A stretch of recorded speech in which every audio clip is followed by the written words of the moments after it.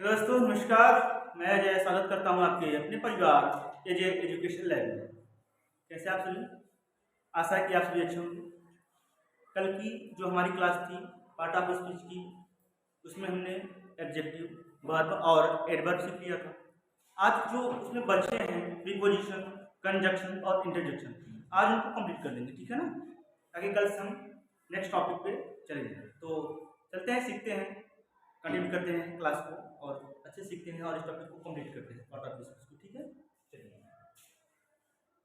तो पहले सीखेंगे प्रीपोजिशन।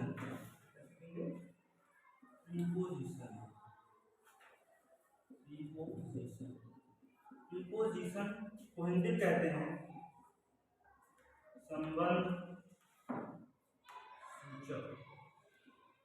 संबंध सूचक, ठीक है? अच्छा, ये है क्या? इसकी क्या हम डेफिनेशन बना दें? क्या 2 लाइन की डेफिनेशन, 3 लाइन की डेफिनेशन बना दें? इसको शॉर्टकट में सुनिए।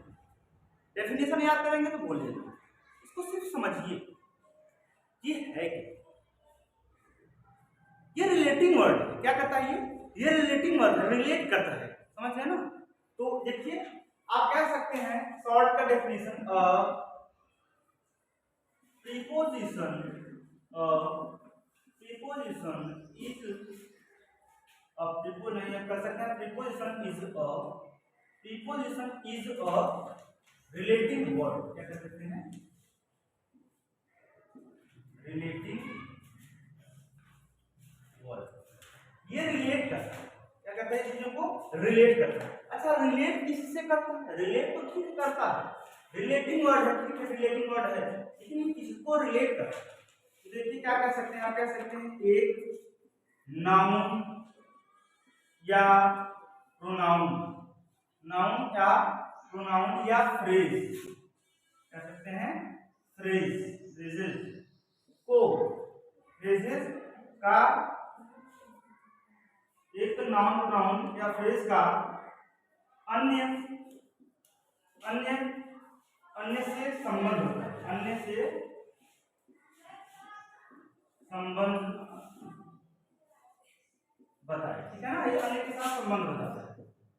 अब बताता कैसे, एग्जांपल के थ्रू हम समझेंगे, ठीक है? ये एग्जांपल जैसे हमने दे दिया।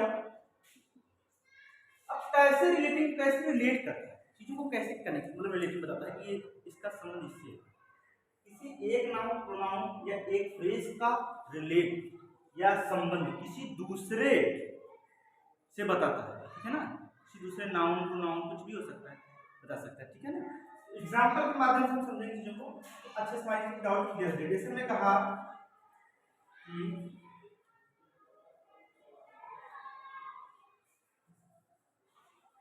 राम इज इन द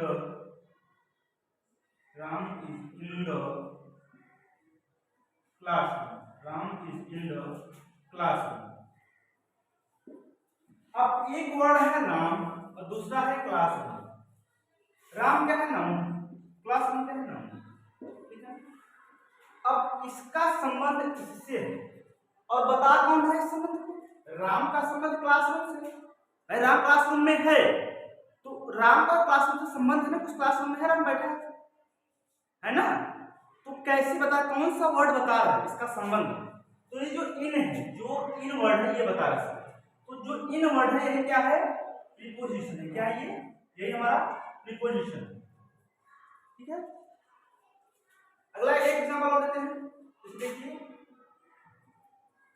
हमने कहा the book is on the table, ठीक है? अब देखिए, बुक क्या है? बुक क्या है? नाउन। और टेबल क्या है? ये नाउन। एक नाउन का संबंध किसी दूसरे से बता रहा है, किसी अन्य से संबंध बता रहा है। भाई हमने कहा बुक क्या है? टेबल पर है। बुक क्या है? से कोई बुक है, टेबल है, इस पर बुक है, तो इसका संबंध है ना, इससे संबंध है ना? तो यही कह रहा है कि द बुक इज, सॉरी यहाँ इज लिखना चाहिए, मिस्टेक हो गया, माफ करिएगा। The book is on the table, the book is on the table, यानी जो किताब है वो मेज पर रखी है, ठीक है ना।